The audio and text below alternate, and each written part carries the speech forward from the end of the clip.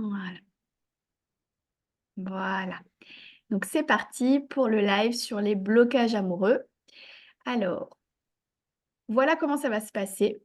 On va regarder ensemble pour atteindre un objectif. Du coup, il faut prévoir des feuilles et des stylos. Si jamais ce n'est pas encore fait, c'est le moment d'aller en récupérer.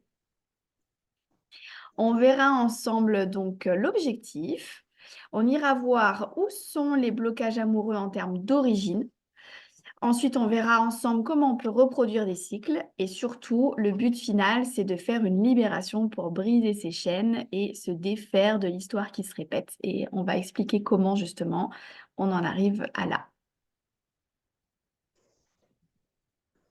Alors, on va commencer par l'objectif. Donc, le but de l'objectif, c'est vraiment déjà de penser en positif. C'est-à-dire que là, on commence le live en disant, bah tiens, on va se libérer des blocages amoureux. Blocage amoureux, c'est un mot qui résonne très négatif au final. On parle de blocage. Donc, quand on est conscient déjà qu'on crée beaucoup de choses dans notre vie par rapport à la pensée qu'on imagine, qui est immatérielle, eh bien, si on parle de blocage amoureux, on va créer un blocage amoureux aussi quand on continue de garder cette pensée et ce mot-là dans la tête. Donc, le but, c'est déjà justement de définir un objectif positif avant de commencer pour pouvoir à la fin se réapproprier et garder ce qui va être plutôt noté là. Donc, pour ça, bah, chacun écrit son objectif en mots positifs. Alors, ça peut être, par exemple, je souhaite trouver l'amour, je souhaite rencontrer l'amour, mais ça peut être quelque chose vraiment de très précis. Je décide d'être heureuse en amour, par exemple. Et heureuse, c'est quoi? Donc, on peut compléter encore un petit peu plus. Et je vais vous laisser du coup, et surtout toi, Stéphanie, quelques minutes pour pouvoir prendre ce temps-là.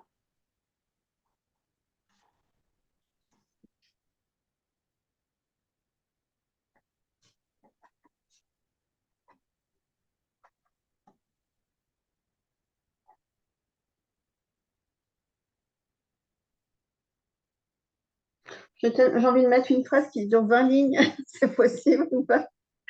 Alors, tant que c'est positif, oui, le plus on va être précis et le mieux c'est. Et justement, le dernier petit point que je propose dans cet exercice, c'est en plus de préciser pourquoi faire. Souvent, justement, on a des discussions en disant je veux être heureuse ou je veux être heureux. Ouais, mais ça veut dire quoi en fait concrètement? C'est pour amener à quoi? Donc, c'est quoi déjà l'intérêt d'un couple? C'est quoi l'utilité de l'amour? C'est quoi l'intérêt d'être à deux, etc., etc. Ah, j'ai quelqu'un qui essaie de nous rejoindre.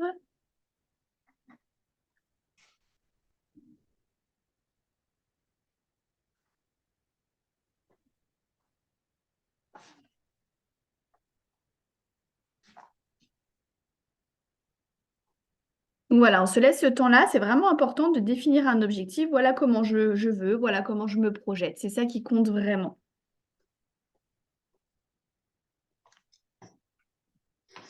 Ok, donc c'est quelque chose d'assez personnel. Donc là, comme on est dans un live enregistré, on va peut-être pas forcément le partager. Par contre, avec grand plaisir pour recevoir du coup... Ah, on a une visite. Avec grand plaisir pour recevoir du coup individuellement si c'est nécessaire pour pouvoir repartager ensemble. L'intérêt, c'est vraiment ça, hein, c'est vraiment de se dire l'objectif, il est primordial quand il est précis et quand il est positif. Et bien sûr, il peut être revu. Moi, le conseil vraiment que j'apporte à chaque fois quand on est en train de se définir un nouvel objectif ou quand on a envie d'atteindre un but, c'est de le matérialiser le plus possible. Donc, ça peut être typiquement ces idées de tableaux de visualisation qu'on peut avoir, hein, qui sont assez répandues quand on commence une nouvelle année. Eh bien, pourquoi pas pour un couple, c'est-à-dire de dessiner un homme, une femme, ou alors de prendre une image qui nous plaît sur Internet, de l'imprimer. Le but de ça, c'est vraiment de se dire que j'ai un objectif précis, que j'écris en mots positifs et que je visualise vraiment pour que ça s'intègre dans mon inconscient. Et comme ça, on peut le créer. J'ai même eu parfois des retours de personnes qui me disaient avoir fait un petit jeu qui était assez sympa, c'est la loi de l'attraction. Vous pouvez trouver ça aussi sur Internet, c'est assez facile. Et de se dire, bah tiens, je vais décider d'acheter, par exemple, une chemise, si on est une femme, à l'homme de ma vie, pour l'attirer à moi et que bah, justement, je vais attirer à moi la vibration qui va avec cette chemise, mais je vais choisir déjà la chemise qui me plaît, qui me parle, qui me fait quelque chose à moi. Et c'était assez puissant pour les personnes qui avaient fait cet exercice parce qu'effectivement, quelques mois après, elles avaient retrouvé l'amour avec un homme qui correspondait bien. Et ce qui m'avait fait assez sourire, d'ailleurs, j'avais eu un exemple assez précis autour de moi et la personne m'avait dit que c'était assez drôle que cet homme avait la même chemise en fait. Apparemment, il l'avait acheté à peu près à la même période. Donc, comme quoi le destin et ses plaisirs et ses surprises, c'est assez rigolo. Donc voilà, donc pour Cécile qui arrive un petit peu après, je disais, c'est lui. Donc définir l'objectif, voilà, je te le fais juste en deux Bonjour. mots. Définir l'objectif, de prendre une feuille, un stylo, et c'est hyper important parce qu'on parle d'un live qui commence avec des mots très négatifs. On parle de blocage amoureux, c'est un mot qui est très négatif. Donc là, le but, c'est de définir un objectif positif pour l'écrire sur une feuille et de le visualiser après vraiment dans son utilité totale. C'est pas juste de dire je veux être en couple. Ouais, mais pourquoi? Et souvent, quand on commence à se creuser déjà un petit peu, le pourquoi, c'est quoi l'utilité, c'est pas toujours si évident en fait, hein. Ça m'arrive assez régulièrement, moi, de le travailler vraiment spécifiquement en séance. Et, euh, et quand on commence à dialoguer un peu avec l'inconscient, hein, quand on se fait des réponses comme ça, vraiment, je dirais, tac au tac. L'inconscient, c'est lui qui va répondre tout de suite, c'est pas le mental, donc on peut se faire confiance avec ça. Et ben souvent, on a des surprises de dire, bah, en fait, c'est peut-être juste pour faire comme les autres ou juste pour accomplir un devoir social. Et c'est pas forcément ça, justement, qu'on attire alors à ce moment-là, hein. C'est pas l'amour pur qu'on attire. Donc voilà pour la première partie. Ensuite, moi, ce que je vous propose maintenant, une fois que l'objectif est écrit et qu'il est clair pour vous, c'est d'écrire cette phrase, je décide de. Et moi, j'aime bien même la commencer à partir de maintenant, je décide de. Et vous laissez venir ce qui arrive. Toujours dans ce contexte de couple et d'amour.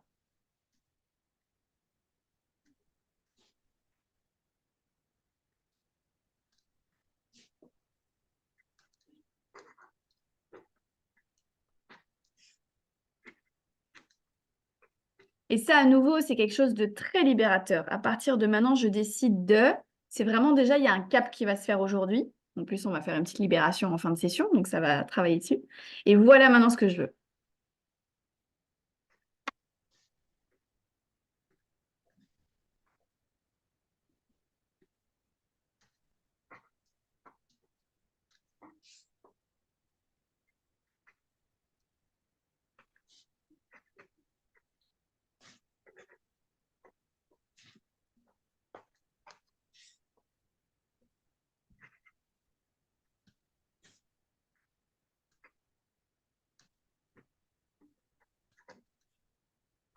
Et celui-là, il est quand même finalement un petit résumé de l'objectif, hein. Je pense que vous avez noté avant, donc ça va faire une continuité.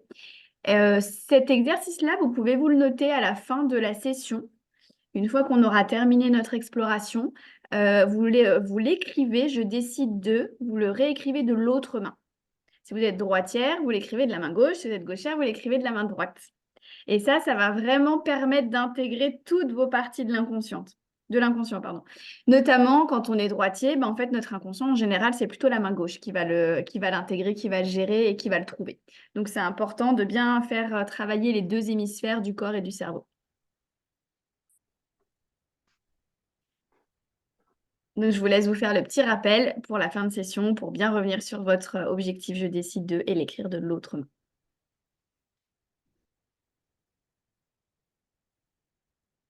Et ça, c'est un outil que vous pouvez garder aussi à partir de maintenant quand vous voulez vous débarrasser de quelque chose dans votre vie, de passer à un autre cap. Voilà, déjà partir sur ces deux petits exercices qu'on vient de faire, que vous pouvez dupliquer à d'autres sujets.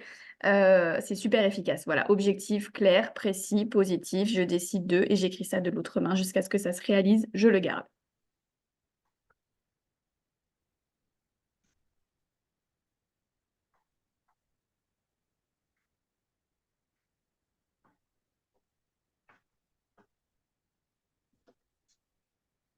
Ok, donc maintenant, on va aller sur les origines. Pourquoi est-ce qu'on rencontre justement ce qu'on a rencontré jusqu'à maintenant? Pour donner ça plutôt avec des mots positifs à nouveau. Alors, bah, vous l'avez compris, si vous venez me voir, c'est qu'il y a forcément quelque chose avec le transgénérationnel, mais ça, je vais vous expliquer après. Déjà, pour commencer, on sait qu'on dépend de plein de choses. Il y a dans l'énergétique, il y a ce côté, on est un tout, on vibre avec des êtres humains qui sont autour de nous, avec une conjoncture, avec un contexte économique, social, etc. Donc, il n'y a pas que notre famille non plus, hein. Il y a aussi ce qui se passe en termes vibratoires autour de nous. Par exemple, on se rend bien compte quand il y a des climats très anxiogènes, eh bien, on est très sensible aux anxiétés parce que on baigne dans cet inconscient collectif aussi des anxiétés à ce moment-là. Et ça, on l'a bien connu les dernières années avec le Covid, avec les guerres, etc. Eh bien, pour l'amour, c'est un peu la même chose. Déjà, on va baigner dans un environnement. Donc, celui dans lequel on baigne dès le départ, c'est l'environnement de notre enfance. Donc, je vais vous donner quelques notions importantes. Après, l'idée, c'est derrière, de toute façon, qu'on aille explorer l'inconscient, mais c'est juste pour vous donner quelques infos théoriques importantes.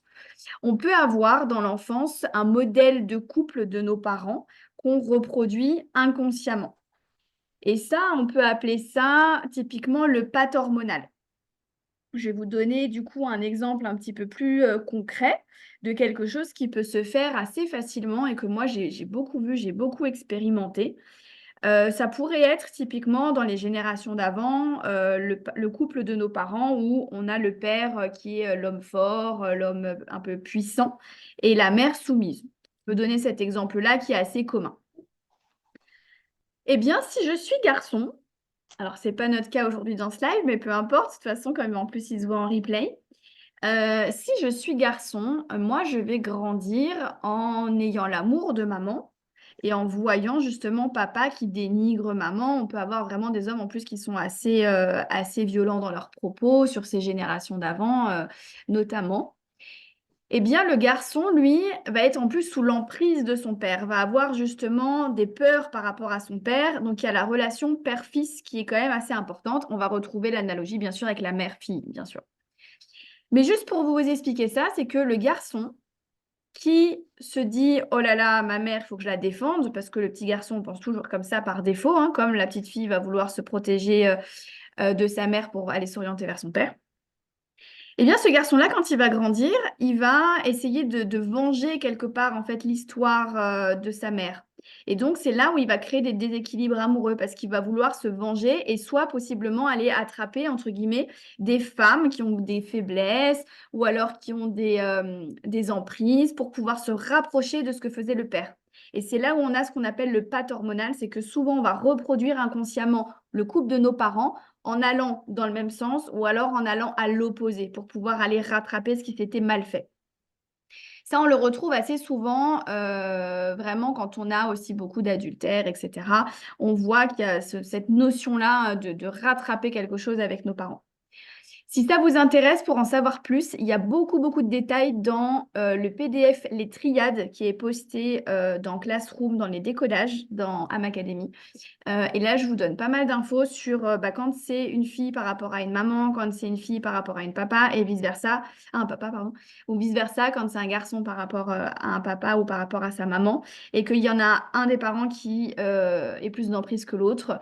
Là, vous avez tout un tas, effectivement, de conséquences qui est possible sur la résultante amoureuse de l'enfant qui devient adulte. Donc, sachez juste déjà ça, qu'on reproduit inconsciemment souvent des choses. Et ce qu'il faut savoir aussi par rapport à ça, c'est que nos parents, ils nous conçoivent inconsciemment, et nous, quand on est parents, on fait la même chose, bien sûr, pour satisfaire un besoin qui est insatisfait au moment où ça se présente. Donc, globalement, tous les enfants sont conçus pour répondre à un besoin insatisfait. Ça peut être peut-être une femme à l'époque qui est plus fréquent de dire bon bah ça va donner un sens à ma vie puisque la femme était faite pour avoir des enfants. C'était aussi l'intérêt pendant des siècles. Aujourd'hui, les choses changent par rapport à ça. Donc il y a encore beaucoup de rééquilibrage aussi qui se passe maintenant. Mais déjà, ce lien-là, il est super important. C'est ce qu'on va appeler le projet sens. Et si typiquement une femme a pour projet inconscient de faire un enfant pour le garder près d'elle, parce que c'est possiblement le code de la famille de dire bah, il me faut une fille parce que comme ça elle va s'occuper de moi quand je serai vieille, par exemple, possiblement ça peut faire des gros blocages amoureux, effectivement, parce que la fille a cette mission inconsciente de dire de toute façon je ne peux pas laisser la place à un homme parce que je dois m'occuper de maman. Et je dois rester toujours proche de maman pour m'occuper de maman. Donc, il peut y avoir un tas de missions inconscientes comme ça qui se révèlent déjà quand on travaille le projet sens, c'est-à-dire quel est le projet de mes parents par rapport à ma conception et à ma naissance. Et on peut s'en défaire, bien sûr, ça c'est la bonne nouvelle. Mais ça, c'est pas des choses qu'on peut faire en collectif, il faut vraiment le faire en individuel parce il y a une pratique qui est vraiment très précise et on doit le travailler à ce moment-là avec un dialogue interactif. Donc, on a ces codes-là qui peuvent être importants. On a des codes hérités de nos parents. On a aussi quelque chose qui se reproduit parce qu'on grandit en voyant aussi comment se comporte la mère, comment se comporte le père. Et on reproduit souvent des choses assez identiques. Et puis le deuxième, c'est les absences. Voilà, si finalement, par exemple, j'ai grandi sans mon père, bah, possiblement, j'ai du mal de toute façon à garder un homme quand je deviens adulte parce que déjà, ma mère n'a pas pu garder un homme. Et donc, je peux reproduire aussi ce genre d'exercice inconscient parce que je fais la même chose sans le vouloir. Et là, je ne le fais pas par reproduction, je le fais parce que j'essaie de régler une histoire, mais tant que j'y ai pas mis de la conscience, c'est pas forcément facile. Est-ce que vous avez une question déjà par rapport à ça? À couper, du coup, j'ai pas entendu par rapport aux absences. Ah, alors je disais, peut-être que je suis élevée par exemple que avec ma mère et que donc à ce moment-là, quand je deviens adulte, je n'arrive pas à garder l'homme parce que de toute façon, le code de ma mère, c'est de ne pas avoir réussi à garder l'homme. Donc moi, je vais reproduire la même chose inconsciemment pour essayer de régler l'histoire de ma mère finalement. On peut aussi avoir l'extrême, donc ça, vous le trouvez aussi dans les triades, c'est expliqué dans le PDF, puis je vous enregistrerai une vidéo de toute façon pour ça aussi. C'est ma mère, du coup, je suis élevée qu'avec ma mère, je suis une fille élevée qu'avec ma mère, et du coup, je suis le prolongement de ma mère. C'est-à-dire que moi, je ne suis même pas moi, je suis juste la fille de ma mère. Et donc là, il y a aussi ce côté presque un peu transparent, c'est-à-dire déjà moi, je ne sais pas qui je suis parce que je dois être le double de ma mère. On le voit des fois, hein, certaines personnes qui appellent leur petite fille c'est mini-moi, par exemple. Ça en parle bien. Moi, je le vois assez souvent, ce genre de petites phrases. C'est vraiment la projection inconsciente hein, de la mère d'avoir son double. Donc, bien sûr, ça va combler quelque chose. Pourquoi elle veut son double? C'est qu'il y a quelque chose au départ pour elle hein, qui a besoin d'être travaillé. Mais surtout, la fille peut grandir comme ça avec cette notion et justement n'attirer que des hommes effacés complètement parce que d'abord, c'est la priorité pour ma mère. Je reste toujours focus sur ma mère, ce qui revient à ce que je vous disais tout à l'heure. Donc ça, c'est des points importants et intéressants pour pouvoir déjà commencer à prendre de la conscience. Le fait d'en parler comme ça ensemble, ça peut faire des liens déjà et ça peut déjà ramener une vague qui va nettoyer les premiers ridules sur le sable pour pouvoir enlever déjà des couches que vous avez à l'intérieur. Est-ce qu'il y a une autre question par rapport à ça? Ok. Alors, les répétitions, donc ce que je vous expliquais, hop, c'est ici, c'est que vous avez vraiment donc des schémas de comportement, des modèles relationnels. Hop, je vais vous enlever ça. Et donc, on a justement des choses qui peuvent se répéter, qui peuvent se ramener à vous, avec ce qu'on appelle les loyautés inconscientes. Donc, je me sens liée des fois à des croyances, à des schémas. Typiquement, ça, on en reparlera par rapport à la sexualité. Je refais un live sur la sexualité. Je ne sais plus si c'est dans 15 jours ou dans un mois. Il faut que je regarde dans l'agenda, c'est noté déjà. Typiquement, il y a une loyauté inconsciente qui est assez forte encore chez nous, les femmes, et chez les hommes aussi d'ailleurs. C'est le sexe pour les femmes, c'est que pour faire un enfant. Donc, une fois qu'elle a son enfant, il n'y a plus de libido. Et ça, c'est des choses, effectivement, qui sont dans les croyances familiales, dans les loyautés inconscientes. Et ça, c'est des choses qu'on peut enlever à partir du moment où on arrive à les identifier. Alors, maintenant, sur une nouvelle feuille, ce que je vous propose, c'est une feuille qui est vraiment à part, hein, que vous allez déchirer à la fin. C'est d'écrire ce que vous ne voulez plus. Donc, qu'est-ce que j'ai eu jusqu'à aujourd'hui dont je me débarrasse? Ça peut être les mots, M-A-U-X, les souffrances, les situations que vous avez vécues. Et là, vous pouvez y aller vraiment en mots négatifs, hein. Je vous laisse un petit temps pour faire ça.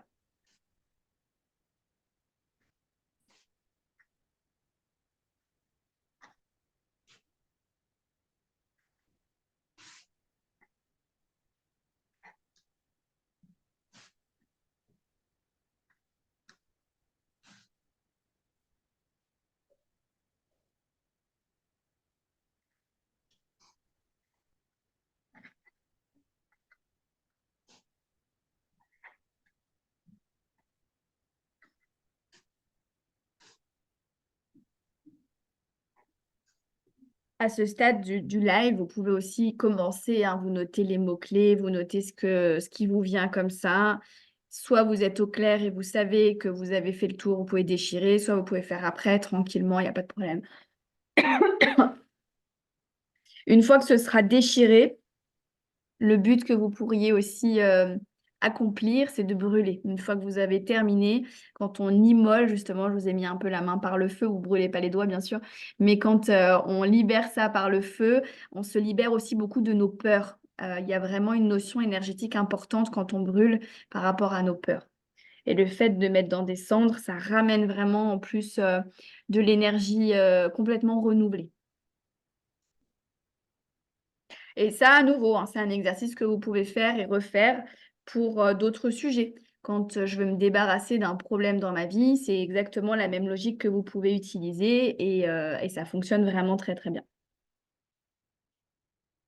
Ok, alors j'avance. Comme ça, si vous n'êtes pas totalement finalisé sur cet exercice, vous pouvez le continuer après tranquillement, mais au moins, ça nous permet de faire après l'exploration.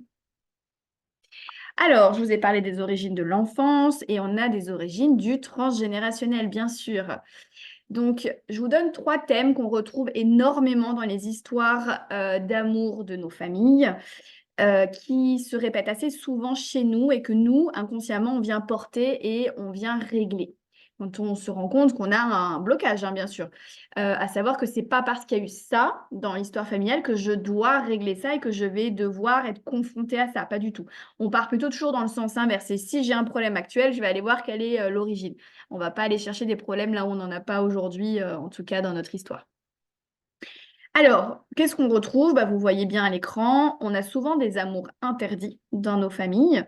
Les amours interdits, ça va être de toutes sortes, hein. Ça peut être un problème de classe sociale, ça peut être un problème de rang, ça peut être un problème peut-être parce que déjà un mariage arrangé, bah, je vous l'ai mis juste en dessous, les unions arrangées. Ça peut être aussi des couples qui sont déjà mariés. Donc là, on va parler d'adultère. On a même souvent des enfants illégitimes hein, dans nos histoires familiales avant, parce que ça, c'était quand même monnaie courante. Et on peut avoir aussi une relation qui n'a pas pu aboutir ou qui a été arrêtée trop tôt. Et ça, c'est super important. On retrouve souvent, on n'y pense pas assez, des couples qui ont été très amoureux, mais un des deux qui est décédé beaucoup trop jeune. Et là, il y a l'autre vivant qui va comme sceller un pacte en disant il y aura personne d'autre parce que leur amour était tellement fort qu'ils veulent vraiment pas s'en défaire. Ce serait une trahison. Ben, ça, c'est un poids que nous aussi on porte parce qu'en fait, on va raisonner avec cet amour-là scellé peut-être à la 5e génération.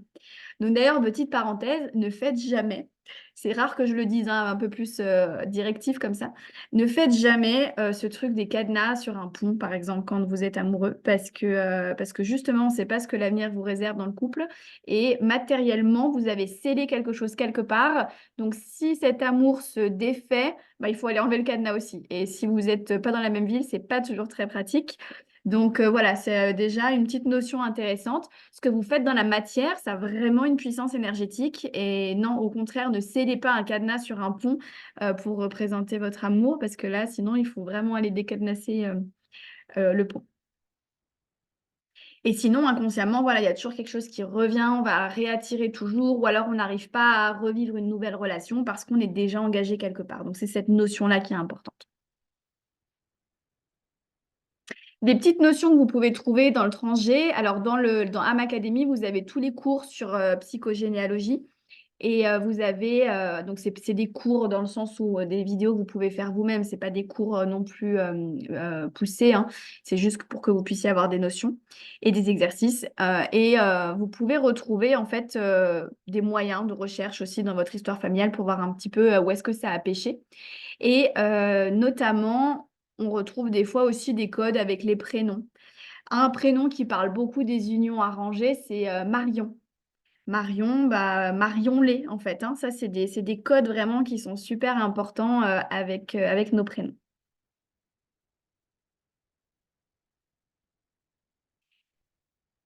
Alors, du coup, un petit exercice. On va aller sur une nouvelle feuille à nouveau. Comme ça, on sépare bien, hein, parce que votre objectif, celui-là, il va bien être celui qui reste. Le reste, vous pourrez l'enlever après. Donc, c'est quoi votre problème? Donc là, chacun individuellement, vous pouvez noter déjà la problématique sur une feuille. C'est quoi mon problème aujourd'hui?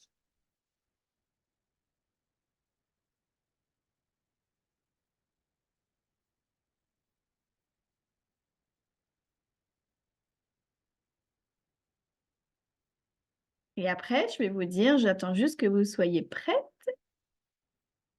OK. On va faire un petit exercice pour aller voir déjà où est-ce que ça peut se passer dans notre histoire. Dans notre histoire, rappelez-vous, je vous parlais du transgé. Dans les vidéos transgé, j'en parle beaucoup, mais je vais quand même le répéter rapidement ici. Notre histoire familiale, on a plusieurs croyances en fonction des thérapeutes sur le relais en fait de l'épigénétique qui fait que nous, on vient régler quelque chose. Eh bien, moi, j'ai plutôt cette formation et cette croyance que l'origine, elle peut être très, très lointaine. On peut avoir quelque chose qui revient de très loin. Je ne vous ai pas parlé de l'aspect karmique d'ailleurs dans cette vidéo, mais on peut aussi avoir cet aspect karmique. Mais j'en parle pas toujours parce que pour moi, ça se raccroche. C'est-à-dire que si dans une incarnation précédente, j'ai quelque chose à régler avec un couple, de toute façon, je vais m'incarner dans cette famille pour aller retrouver la même histoire dans ma mémoire cellulaire. Donc finalement, j'arrive à le régler de la même manière. Si c'est pas très clair, n'hésitez pas à lever la main et à me faire un petit signe pour que je m'attarde un peu plus, hein. Donc pour moi, ce qui est important ici, c'est de se dire, OK, très bien, on peut avoir une origine qui est très lointaine, mais comment on peut la trouver? Donc on va faire un exercice ensemble. Pendant 1 minute 30, on va faire le chrono. Alors, est-ce que vous êtes prête? Sur la feuille, maintenant que vous avez noté votre problématique, eh bien tout simplement, pendant 1 minute 30 maximum, vous allez faire votre arbre généalogique. Comme ça vous vient, sans réfléchir plus loin, même si vous n'avez pas les noms, peu importe. Par contre, vous allez remonter le plus haut possible dans vos générations antérieures. C'est parti, au plus rapide.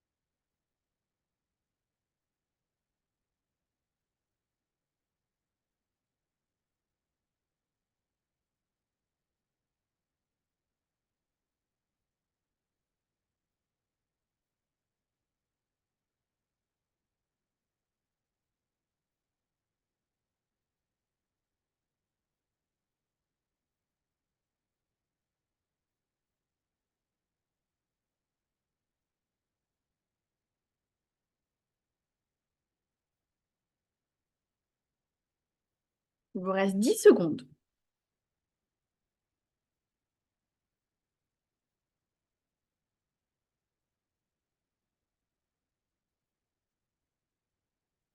Et on s'arrête.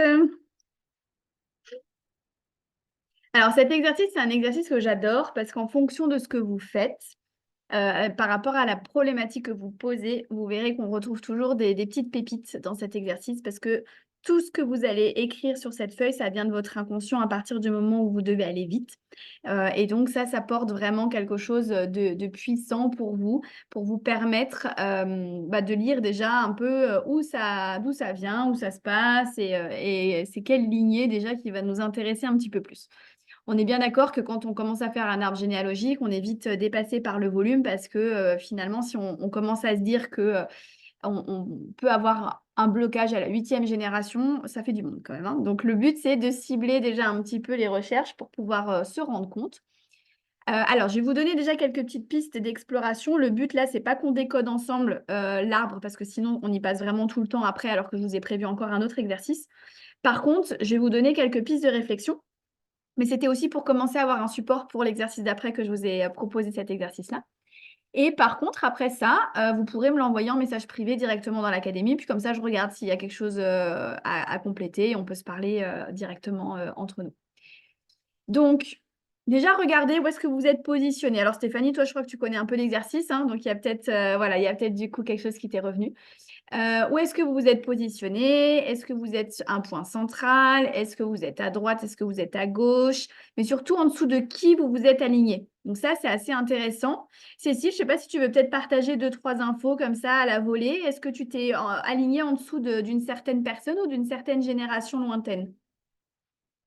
Il faut que tu mettes ton... Voilà, super. Oui, bonjour. Pardon.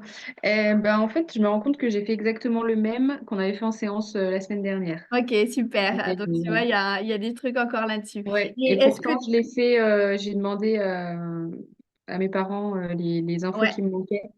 Et en fait, j'ai refait exactement le même et je bloque au même endroit. Ah, bah, super. C'est Ok. incroyable. Ouais. Ouais. Franchement, Ok, super. Bon, bah, en plus, nous, on se voit cet après-midi, donc on pourra de oui. toute façon aller un petit peu plus en profondeur. Mais Pour ok, des exercices. génial. On voit du coup qu'il y a cette génération-là qui va nous appeler et il y a quelque chose qui passe pas. Et ça, c'est intéressant pour nous, c'est quand on se rend compte qu'il y a ce qu'on appelle des coupures énergétiques à un moment donné dans l'arbre. Justement, il y a peut-être des choses qui se sont passées qui fait que derrière, bah, le flux positif, il circule pas. Et souvent, on a plein d'amour dans un arbre, mais on n'arrive pas forcément à récupérer l'équilibre si on n'a pas reposé les bases. Donc ça, c'est un point important et super. Merci du coup pour ton intervention. Donc le but de ça, c'est d'aller explorer justement bah, déjà où est-ce que ça s'est passé, d'où est-ce que ça arrive et comment j'ai fait mes traits, comment j'ai fait mes cases.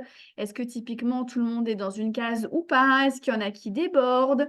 Ça, c'est déjà des points importants. Est-ce que j'ai gardé la même logique en mettant notamment plutôt pour une droitière les femmes à gauche, les hommes à droite, ou est-ce que j'ai inversé? Donc ça aussi, c'est important hein, dans les inversions. Parfois, bah, typiquement, je vous disais tout à l'heure, il peut y avoir des absences. Si la femme a tout fait toute seule, il n'y a plus de place pour l'homme dans l'histoire familiale. Ça, on le retrouve assez souvent, hein, des familles comme ça où c'est la femme qui a géré le foyer et il n'y avait pas d'homme parce que l'homme était soit décédé, soit parti, peu importe.